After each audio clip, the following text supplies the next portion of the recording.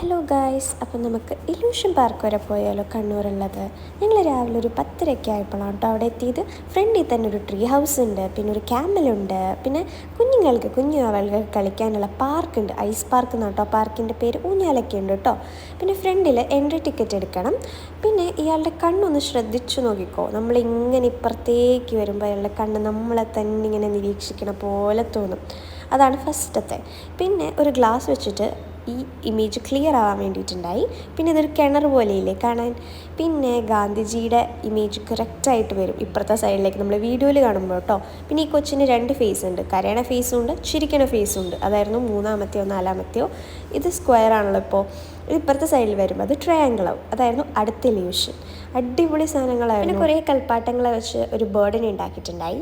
ഈ ഇമേജ് നമ്മൾ കുറച്ച് കണ്ണ് അടച്ചിട്ട് വേണം കാണാൻ, എന്നാലേ ഇത് മനസ്സിലാവുള്ളൂ കേട്ടോ. 3D എഫക്റ്റാണ്.